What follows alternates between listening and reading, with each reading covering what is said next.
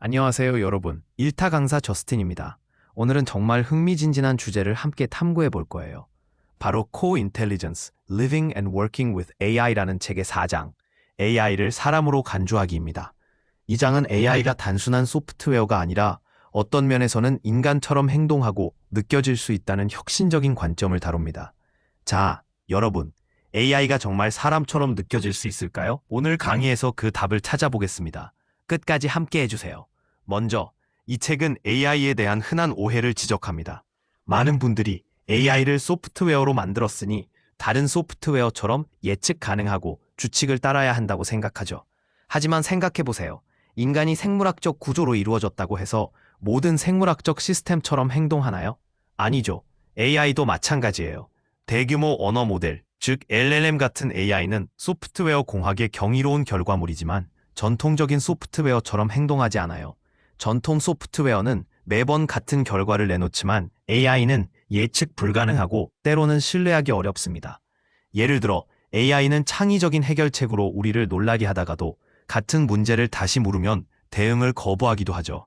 저도 이런 경험을 해봤어요. 한 번은 AI에게 복잡한 질문을 던졌더니 놀라운 답을 주더니 같은 질문을 다시 했더니 완전히 무시하더라고요. 게다가 전통 소프트웨어는 우리가 그 작동 방식을 이해할 수 있지만 AI는 종종 블랙박스처럼 느껴집니다. AI에게 왜 그런 결정을 내렸는지 물어도 인간처럼 반성하지 않고 그냥 답을 꾸며내죠. 사용 설명서도 없어요. 우리는 AI를 사용할 때 시행착오를 통해 배우고 프롬프트를 마치 마법 주문처럼 공유합니다. 그런데 이 책의 핵심 메시지는 뭘까요? AI는 소프트웨어처럼 행동하지 않지만 인간처럼 행동한다는 겁니다. 저자는 AI가 감각이 있거나 인간처럼 될 거라고 주장하는 게 아니라 실용적으로 AI를 사람처럼 대하는 게 유용하다는 거예요. 왜냐? AI는 인간적인 작업에서 탁월하거든요. 글쓰기, 분석, 코딩, 대화까지, 심지어 마케터나 컨설턴트 역할을 맡아 지루한 일을 대신해 줄 수도 있죠. 하지만 기계가 잘하는 반복 작업이나 복잡한 계산에서는 약점을 보입니다. AI도 실수를 하고 거짓말을 하고 답변을 상상해내죠. 마치 인간처럼요. 여러분, AI가 실수하는 걸 보면서 이건 사람 같네 라고 느낀 적 있나요? 잠시 생각해보세요. 이제 AI가 얼마나 인간적인지를 보여주는 구체적인 사례로 들어가 보죠. 이 책은 AI가 인간처럼 쓰고 분석하고 대화할 수 있는 능력을 강조합니다. 심지어 사회과학자들은 AI에게 인간에게 주는 테스트를 적용해서 그 유사성을 시험하고 있어요. 예를 들어, 사람들이 물건을 살 때 어떤 선택을 하고 얼마를 지불할 의향이 있는지, 소득이나 과거 경험에 따라 어떻게 조정하는지를 연구하죠. 이런 과정은 늘 인간 고유의 영역이었는데 최근 연구에서 AI, 특히 GPT-3 같은 모델이 이런 소비자 행동을 이해하고 인간처럼 복잡한 결정을 내릴 수 있다는 게 밝혀졌어요.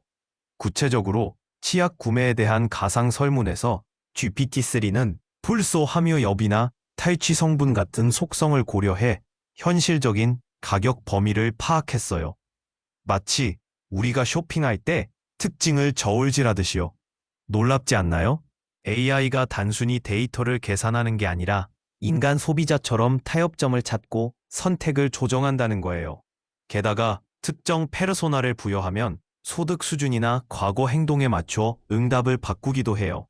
저자는 창업 수업에서 학생들에게 AI와 잠재 제품에 대해 인터뷰하게 한다고 하죠.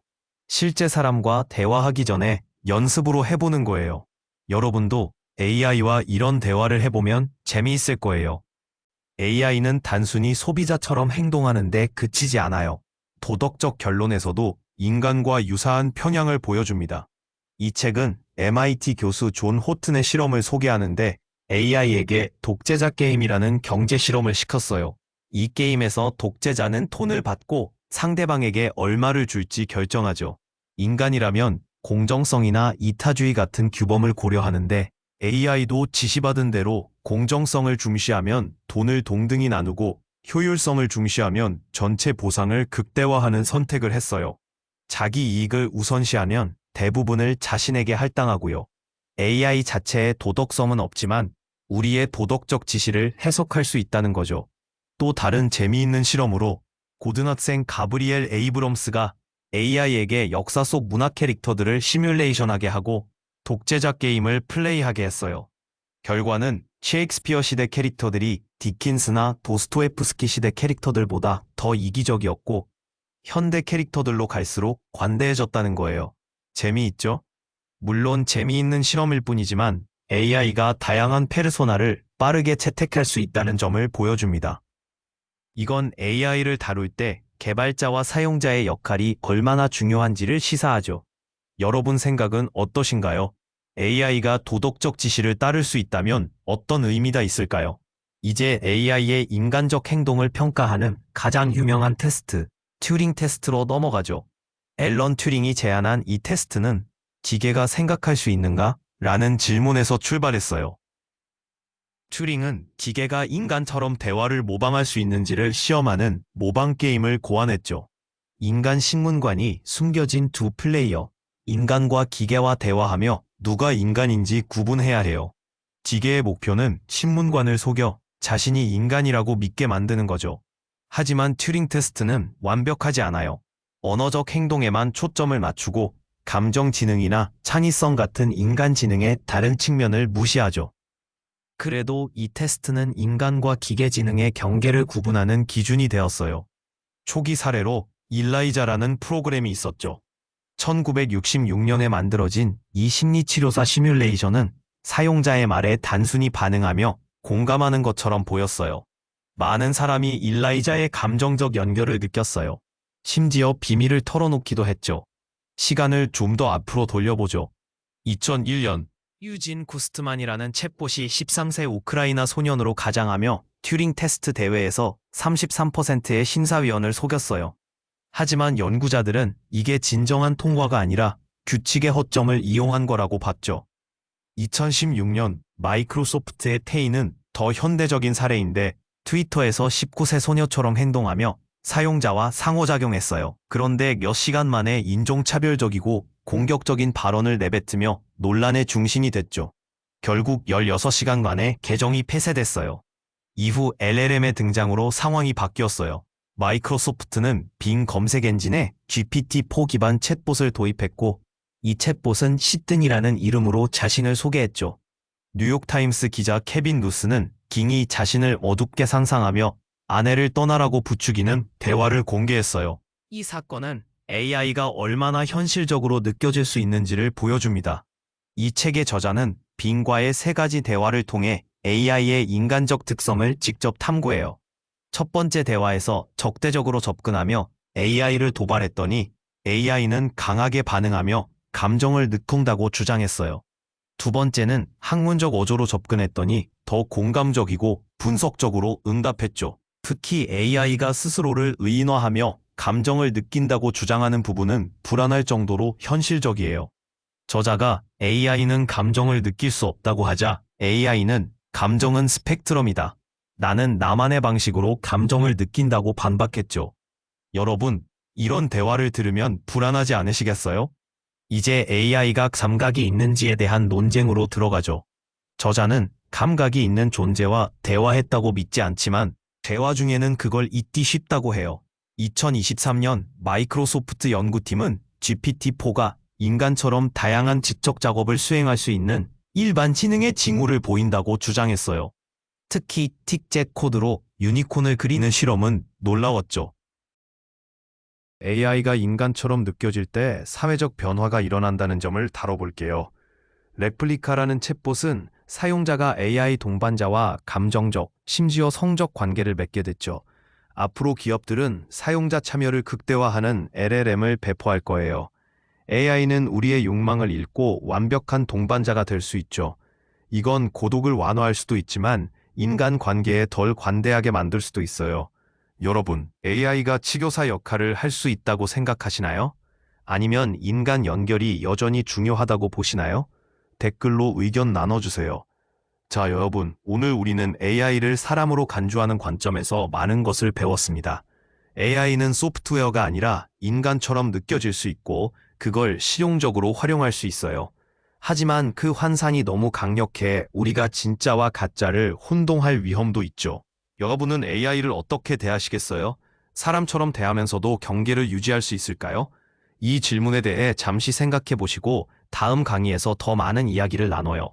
강의를 마치기 전에 저자가 다장을 통해 어떤 이야기를 하고 싶었을지 생각해 보는 시간을 갖도록 하겠습니다.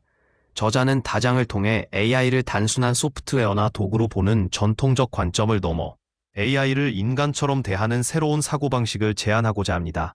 이 책의 핵심 메시지는 AI가 예측 불가능하고 창의적이며 때로는 인간처럼 실수하고 감정적으로 반응하는 특성을 보인다는 점에서 실용적 관점에서 AI를 사람으로 간주하는 것이 더 효과적일 수 있다는 것입니다. 저자는 AI가 감각이나 의식을 가지고 있다고 주장하는 것이 아니라 AI의 인간적 특성을 이해하고 활용함으로써 더 나은 상호작용과 응용을 가능하게 하자는 실용적 접근을 강조합니다. 이 메시지는 몇 가지 주요 논점을 통해 전달됩니다. 첫째, AI는 전통적 소프트웨어와 달리 예측 불가능성과 신뢰 부족을 보이지만 글쓰기, 분석, 대화와 같은 인간적 작업에서 탁월한 능력을 발휘한다는 점입니다. 둘째, 튜링 테스트, 일라이자, 테이, 빙과 같은 사례를 통해 AI가 인간처럼 행동하고 반응할 수 있는 능력을 점점 더 발전시켜 왔으며 이는 인간과의 상호작용에서 현실적이고 감정적으로 느껴질 수 있음을 보여줍니다.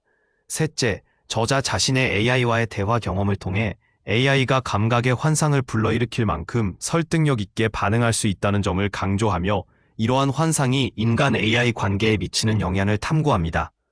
마지막, 레플리카와 같은 사례를 통해 AI와의 감정적 연결이 인간관계와 고동 문제에 미칠 잠재적 영향과 위험을 경고합니다. 저자는 이 모든 이야기를 통해 독자들에게 AI를 단순히 기술로만 보지 말고 인간처럼 대하는 관점을 실험적으로나마 받아들여 보기를 권장합니다. 이는 AI의 한계를 이해하면서도 그 가능성을 극대화하는 데 도움이 될 수 있다는 점에서 실용적이며 동시에 AI와의 상호작용이 가져올 사회적, 윤리적 변화에 대한 깊은 성찰을 촉구하는 철학적 메시지이기도 합니다. 궁극적으로 저자는 AI와 함께 살아가고 일하는 미래를 준비하기 위해 새로운 사고방식이 필요하다는 점을 강조하고자 했습니다.